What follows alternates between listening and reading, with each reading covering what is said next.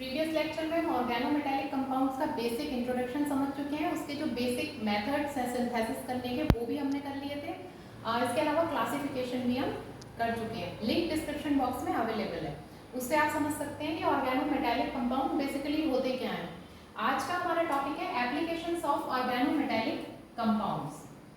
Applications, इनके कहाँ कहाँ पर एप्लीकेशंस हैं। तो ऑर्गेनोमेटालिक कंपाउंड का जो एप्लीकेशन है, सबसे पहला आता है एप्लीकेशन ऑफ ऑर्गेनोमेटालिक कंपाउंड। इसको मैं OMC लिख रही हूँ, that is organometallic compound. Application of organometallic compounds in polymerization. Second one is application of organometallic compounds in catalysis. Application of organometallic compounds in catalysis. And third one is application of organometallic compounds, application of organometallic compound in preparation of other reagents. For example, Grignard reagent means हम जो है Grignard reagent से और भी reagents prepare किए जा सकते हैं, वो हम इसमें इस वाले टॉपिक पॉइंट में पढ़ेंगे। पर इस वाले पार्ट को हम अपने नेक्स्ट लेक्चर में कवर करेंगे। आज का हमारा लेक्चर जो है वो है application of organometallic compound in polymerization, और ये वाला application of organometallic compound in catalysis कहाँ कहाँ पर यूज होते हैं। तो चलिए स्टार्ट करते हैं। देखिए, application of organometallic compound in polymerization. Polymerization में कहां पर यूज किया जाता है और कौन सा ऑर्गेनोमेटालिक कंपाउंड हम यूज करते हैं। तो इसमें हम एग्जांपल की अगर हम बात करें तो यहां पर मैं ज़ीगलर नाटा कैटलिस्ट के बारे में बताऊंगी। यहां पर मैं ज़ीगलर नाटा कैटलिस्ट। ज़ीगलर नाटा कैटलिस्ट जो है, पहले इसको समझ लीजिए ये क्या होता है और इसका यूज होता कैसे है। तो ज़ीगलर नाटा कैटलिस्ट ये खुद दो तरह के कंपोनेंट से मिलकर बना होता है। एक तो होगा इसमें कैटलिस्ट और दूसरा होगा इसमें organometallic compound. I repeat, ये वाला पॉइंट हम पढ़ रहे हैं application of organometallic compound in polymerization. Polymerization में कौन सा ऑर्गेनोमेटालिक यूज होता है कंपाउंड। तो इसमें ज़ीगलर नाटा कैटलिस्ट हम समझेंगे आज। तो ज़ीगलर नाटा कैटलिस्ट पता होना चाहिए सबसे पहले तो हमें, ये होता क्या है, तभी तो हम समझेंगे कि उसका यूज क्या है आगे पॉलीमराइजेशन में। तो देखिए, Ziegler Natta catalyst itself made up of two components, first is catalyst and second one is organometallic compound. अब जो इसमें कैटलिस्ट होगा वो होगा हमारा हैलाइड। हैलाइड तो समझ गए होंगे, हैलोजन की प्रेजेंस होगी यहाँ पर। Halide of transition metal. Transition metal का हैलाइड होगा यहाँ पर जो कैटलिस्ट का काम करेगा। ठीक है, ट्रांजिशन मेटल हमें पता है group 4th to 8th group की जो मेटल होंगी वो ट्रांजिशन मेटल कहलाती है। चाहे वो आयरन हो, चाहे वो मॉलिब्डेनम हो, चाहे वो टाइटेनियम हो, Ti कुछ भी हो, तो ट्रांजिशन मेटल होगी और उसका हैलाइड होगा। मींस जैसे आयरन का कोई हैलाइड FeCl2 हो सकता है, Ti का कोई हैलाइड TiCl3 हो सकता है। इस तरह से ये कैटलिस्ट होगा। ठीक है, फॉर एग्जांपल लिख देती हूँ मैं यहाँ पर, जैसे TiCl3 लिख लीजिए आप। ठीक, अब आते हैं दूसरा कंपोनेंट ऑर्गेनोमेटालिक कंपाउंड। ये होगा हैलाइड ऑफ एल्किन और एरिन ऑफ मेटल। ठीक है, हैलाइड होगा इनका। और मेटल यहाँ पर कौन सी होगी, group 1 to group 4th group की मेटल होगी। ऐसा नहीं है कोई भी मेटल ले लें, यहाँ पर अगर हम ट्रांजिशन मेटल कह रहे हैं इसके कैटलिस्ट में, तो transition metal group 4 to 8 group की मेटल होगी, और यहाँ पर जो है ग्रुप 1 to 4th ग्रुप की मेटल ली जाएगी, उसका हैलाइड लिया जाएगा। तो जैसे कि इसका एग्जांपल मैं लिखूं तो ये आ जाता है AlCl C2H5 होल ट्वाइस। अब यहाँ पर आप इजीली नोट डाउन कर सकते हैं। ऑर्गेनोमेटेलिक कंपाउंड का बेसिक इंट्रोडक्शन पढ़ा होगा तो बताया था मैंने, फिर बता देती हूँ। ऑर्गेनोमेटेलिक कंपाउंड्स वो होते हैं जहाँ पर ऑर्गेनिक ग्रुप होगा और एक मेटल होगी। Organo means organic group, metal होगी। और जो ऑर्गेनिक ग्रुप का कार्बन है, ऑर्गेनिक ग्रुप होगा तो कार्बन की प्रेजेंस होगी, ठीक है, वो कार्बन इस मेटल के साथ में डायरेक्ट बॉन्ड बनाएगा। वही कंपाउंड्स ऑर्गेनोमेटेलिक कंपाउंड्स कहलाते हैं। अब मैंने यहाँ पर लिखा ऑर्गेनोमेटेलिक कंपाउंड, तो यहाँ देख सकते हैं मेटल होगी और यहाँ पर एक ये ऑर्गेनिक ग्रुप होगा जिसके कार्बन के साथ में ये डायरेक्ट बॉन्ड बनाएगा। देखिए कैसे इसकी स्ट्रक्चर। अब ये हो गया हमारा ज़िगलर-नाटा कैटलिस्ट के दो कंपोनेंट, ये हो गया, ये हो गया। अब इसकी स्ट्रक्चर क्या है ये भी देख लीजिए।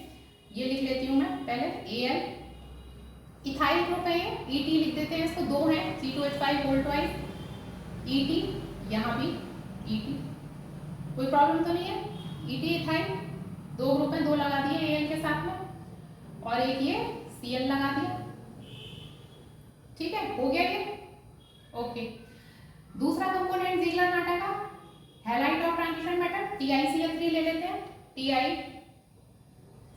तीन Cl जुड़े हुए हैं, Cl, ठीक है। ये जो है हमारी वैकेंट साइड है, वैकेंट साइड, यहाँ पर कुछ जुड़ा हुआ नहीं है। तो ये हमारा ज़िगलर-नाटा कैटलिस्ट हो गया, ठीक। इतना तो समझ में आ गया हमें, आ गया समझ इतना कि ऑर्गेनोमेटेलिक कंपाउंड पॉलीमराइजेशन में यूज होते हैं। मैंने ज़िगलर-नाटा कैटलिस्ट आपको बताया जो कि एक ऑर्गेनोमेटेलिक कंपाउंड है। अब आप कहेंगे इसका यूज, ये तो मैं समझ में आ गया, ज़िगलर-नाटा कैटलिस्ट ये हो गया, इसका यूज क्या है। अब देखिए कैसे, जब भी हम पॉलीमराइजेशन में पढ़ रहे हैं ना, पॉलीमराइजेशन इज मोनोमर कन्वर्ट होता है किसमें, पॉलीमर में। तो अगर ये मोनोमर से पॉलीमर बनने की मेथड कन्वेंशनल है, फ्री रेडिकल पॉलीमराइजेशन, जैसे मैं कहूँ अगर फ्री रेडिकल पॉलीमराइजेशन हो रहा है मान लीजिए यहाँ पर, और ये मेथड है हमारी कन्वेंशनल, ठीक है, कन्वेंशनल मेथड है हमारी, मोनोमर से पॉलीमर बन रहा है। तो हमारा जो पॉलीमर बनेगा इट इज ब्रांच्ड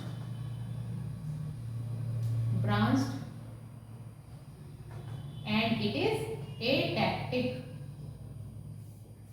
ठीक है। ब्रांच पॉलीमर मींस ऐसा पॉलीमर जिसमें बॉन्डिंग साइट्स दो से ज्यादा, पढ़ चुके हैं वैसे, हम फिर से बता देती हूँ। मान लीजिए ये है, दो बॉन्डिंग साइट है, इधर है इधर है, तो लीनियर पॉलीमर बनता है। अगर बॉन्डिंग साइट ये दो से ज्यादा हो जाए, ये भी हो जाए ये भी हो जाए, तो पॉलीमर ब्रांच बन जाता है। तो जो हमारा कन्वेंशनल मेथड से बनेगा ना यहाँ पर ये पॉलीमर, ये ब्रांच बनेगा, पहली बात। दूसरी चीज एटैक्टिक होगा। एटैक्टिक मीन्स क्या होता है, जो ओरिएंटेशन है फंक्शनल ग्रुप का वो रैंडम होगा। मान लीजिए ये कोई प्लेन है, इसमें फंक्शनल ग्रुप एक ऐसे अटैच हो गया, दूसरी बार इधर अटैच हो गया, फिर तीसरी बार फिर नीचे आ गया, फिर इधर, फिर नीचे ही आ गया, फिर ऊपर आ गया, फिर ऊपर आ गया, मतलब जहां उसका मन कर रहा है वहां अटैच हो रहा है फंक्शनल ग्रुप, रैंडम ओरिएंटेशन है, तो वो कहलाते हैं एटैक्टिक पॉलीमर्स, ठीक है। क्लासिफिकेशन में हम ये भी समझ चुके हैं, मिल जाएंगे आपको प्लेलिस्ट में, ठीक है। तो कन्वेंशनल मेथड से ये इस तरह के बनेंगे, लेकिन अगर हम मोनोमर से पॉलीमर बनने की प्रोसेस में यूज कर लें ये ज़िगलर-नाटा कैटलिस्ट, अगर ये इसकी प्रेजेंस में कराया जाए, ज़िगलर-नाटा कैटलिस्ट की प्रेजेंस में कराएं, तो क्या होगा, हमारा जो पॉलीमर बनेगा that is linear and that is isotactic. Linear means एक लीनियर चेन होगी, सीधी चेन ऐसे करके लीनियर, दो बॉन्डिंग साइट होगी, ओके। आइसोटैक्टिक मींस क्या होता है, उसमें तो ओरिएंटेशन था कैसा, रैंडम, यहां लिख देती हूँ। Atactic means random orientation of functional group, और आइसोटैक्टिक में क्या होगा, जो ओरिएंटेशन होगा वो एकदम उसमें होगा सीक्वेंस में, मतलब या तो फंक्शनल ग्रुप प्लेन के ऊपर ही अरेंज होंगे या फिर नीचे ही अरेंज होंगे, मतलब एक ही साइड होंगे, प्लेन के एक ही साइड अरेंज होंगे, तो वो कहलाएंगे आइसोटैक्टिक पॉलीमर। एक सीक्वेंस होगा उनका, रैंडम नहीं, कहीं भी अटैच हो गया फंक्शनल ग्रुप, सारे फंक्शनल ग्रुप अटैच होंगे या तो प्लेन के ऊपर ही होंगे या फिर होंगे तो नीचे ही होंगे, ठीक है। तो इस तरह का जो पॉलीमर मिलता है हमें ज़िगलर-नाटा कैटलिस्ट की प्रेजेंस में, that is of superior quality, superior quality का हमारा पॉलीमर बनता है, क्योंकि हमें पता है कि लीनियर पॉलीमर्स होते हैं इनके हाई मेल्टिंग पॉइंट्स होते हैं और इनकी स्ट्रेंथ भी अच्छी होती है, ज़्यादा होती है। तो हमें जो इस कैटेलिस्ट की प्रेजेंस में हमें जो पॉलीमराइजेशन हुआ हमारा ज़ीगलर-नाटा कैटेलिस्ट की प्रेजेंस में, वो क्या हुआ, वो अच्छा मतलब जो प्रोडक्ट मिला हमें that is of superior quality. ठीक है, ये हो गया हमारा इसका एग्जांपल। अब देखते हैं एप्लीकेशन ऑफ ऑर्गेनोमेटेलिक कंपाउंड से कैटेलिसिस। ये तो पॉलीमराइजेशन में काम आता है। अब देखते हैं कैटेलिसिस में क्या यूज है इसके। देखिए कैटेलिसिस में अगर हम सबसे पहला जो एग्जांपल है वो करते हैं टेट्रा इथाइल लेड, इसको शॉर्ट में TEL भी कहते हैं। TEL ऐसे भी एग्जाम में आ जाता है TEL के नाम से। है क्या ये C2H5 Pb, यही तो है इथाइल के 4 टेट्रा लेड। ये यूज किया जाता है as a anti knocking reagent, anti knocking reagent की तरह यूज किया जाता है। इंटरनल कंबशन इंजन्स जो होते हैं उनमें नॉकिंग होने लगती है। नॉकिंग को आप ऐसे समझ सकते हो कंबशन एट रॉन्ग टाइम, मतलब कंबशन होने लगता है इंजन में जो फ्यूल है उसका जो कंबशन है रॉन्ग टाइम पर होने लगता है। और नॉकिंग क्यों कहते हैं इसको, क्योंकि वो नॉइज के साथ में होता है। तो ये नॉकिंग कहलाती है इंटरनल कंबशन इंजन में फ्यूल की। और वो होती क्यों है नॉकिंग, ये देखिएगा। जैसे कि मान लीजिए कोई फ्यूल है, इसको मैं ऐसे लिख रही हूँ ये, ठीक है, इसका कंबशन हुआ तो क्या बने, फ्री रेडिकल बनते हैं। और इन फ्री रेडिकल की वजह से ही नॉकिंग होती है, जो कि ठीक नहीं है, नहीं होनी चाहिए। तो इस नॉकिंग को रोकने के लिए हम उसमें क्या ऐड कर देते हैं, टेट्रा इथाइल लेड, जो नॉकिंग को रोक देता है, कम कर देता है। और इसी वजह से इसको एंटी नॉकिंग रिएजेंट कहते हैं। अब देखिए फ्यूल कंबशन से तो फ्री रेडिकल बन गए, जिसकी वजह से नॉकिंग हो रही है। ठीक, अब हमने ऐड कर दिया ये C2H5 ये भी फ्री रेडिकल बना देगा, ये बनाएगा 4 तो C2H5 free radical plus Pb। I repeat, जब भी नॉकिंग होगी वो किसकी वजह से होगी, फ्यूल कंबशन में जब फ्री रेडिकल बनेंगे। इसको रोकने के लिए इसमें टेट्राइथाइल लेड ऐड कर दिया जाता है, जो ये इटसेल्फ इसने खुद ने फ्री रेडिकल बना दिए 4। अब क्या करेगा ये तो 4 बन गए C2H5। ये जो C2H5 फ्री रेडिकल है ये फ्यूल के फ्री रेडिकल से को इंगेज कर देंगे C2H5R। आया समझ में इतना? जो हमने एंटी नॉकिंग रिएजेंट मिलाया इसने खुद ने फ्री रेडिकल बना दिए और ये जो है इस फ्यूल फ्री रेडिकल के साथ को इंगेज कर देंगे और बना देंगे ये। अब क्या हुआ, ये क्योंकि इसके फ्यूल के फ्री रेडिकल्स को इंगेज कर रहा है तो नॉकिंग का रेट ऑब्वियसली कम हो जाएगा, तो इसलिए इसे यूज किया जाता है टेट्राइथाइल लेड को। अब क्या हुआ, ये जो लेड है Pb ये टॉक्सिक नेचर रखता है, इसका टॉक्सिक नेचर है, इसलिए इसके यूज को कम करके दूसरा क्या हम यूज करते हैं यहाँ पर, फेरोसीन। इधर लिख देती हूँ दूसरा फेरोसीन। फेरोसीन क्या है, C5H5 होल ट्वाइस Fe। यहाँ पर आप देखते चलिएगा ऑर्गेनोमेटेलिक कंपाउंड पढ़ रहे हैं, सब में मेटल होगा और ऑर्गेनिक ग्रुप होगा, जिसमें मेटल का ऑर्गेनिक ग्रुप के कार्बन के साथ में बॉन्ड बन रहा होगा। इसमें भी देख लीजिए मेटल है और ऑर्गेनिक ग्रुप है, इसमें कार्बन के साथ में ये बॉन्ड बनाएगा। ठीक, अब इसका क्या यूज है फेरोसीन का, इसको भी एंटी नॉकिंग रिएजेंट की तरह ही यूज किया जाता है। ठीक है, क्यों, जो मैंने रीजन बताया आपसे पूछा जाए इसकी जगह उसे क्यों यूज किया जाता है, तो क्योंकि लेड की Pb की टॉक्सिक नेचर होती है, उससे बचने के लिए हम फेरोसीन का यूज करते हैं। फेरोसीन की स्ट्रक्चर क्या है,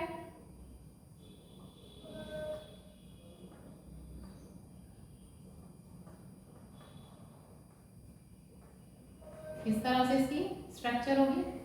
इसको और थोड़ा ठीक से बना लें।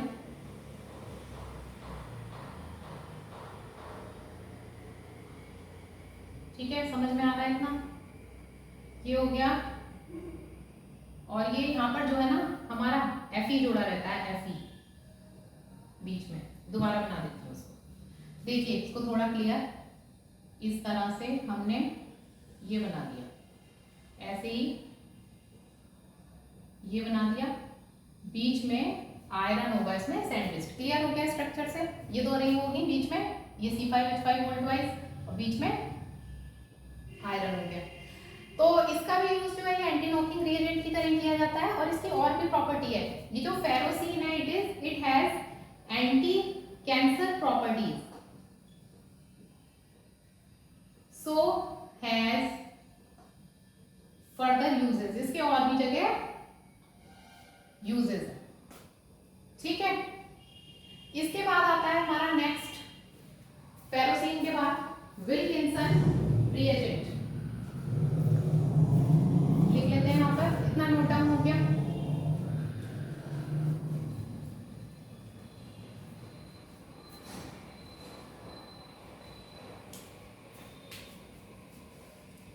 नंबर 3, ये हम ये वाला पॉइंट पढ़ रहे हैं कैटालिसिस वाला। ठीक है, ये है हमारा विल्किंसन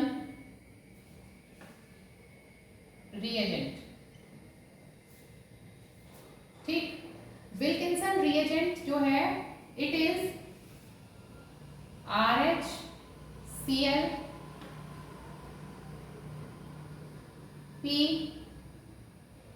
PS3 होल थ्राइस। ये है हमारा विल्किंसन रिएजेंट। ठीक है, इसका नाम है क्लोरो ट्रिस ट्राइफिनाइल, ट्राइफिनाइल है ना, ट्राइफिनाइल फॉस्फीन और rhodium, triphenyl phosphine rhodium. Clear हो गया नाम इसका? RHCl PPSP whole thrice, chloro tris triphenyl phosphine rhodium, ये है विल्किंसन रिएजेंट। यूज क्या है इसका? इसका यूज है एल्कीन्स को का होमोजीनस हाइड्रोजनेशन करने में। यूज इसका क्या है? फॉर टू, क्या फॉर लिखेंगे? For homogeneous hydrogenation, hydrogenation of alkene. कैसे? देखिए, एल्कीन ये इस तरह से लिख सकते हैं। ठीक है, विल्किंसन रिएजेंट की प्रेजेंस में, विल्किंसन रिएजेंट की प्रेजेंस में क्या होगा? डबल बॉन्ड हट जाएगा, सिंगल आ जाएगा, क्योंकि हाइड्रोजनेशन हो रहा है। C सिंगल बॉन्ड C और यहाँ पर H, तो हो गया हाइड्रोजनेशन। होमोजीनस क्यों का? दोनों साइड में एक एक ही हाइड्रोजन अटैच हुआ, सेम होमोजीनस। ठीक, तो इसका ये यूज है विल्किंसन रिएजेंट का। इसके बाद आते हैं हम ज़ीस सॉल्ट। ज़ीस सॉल्ट का क्या यूज है कैटालिसिस में?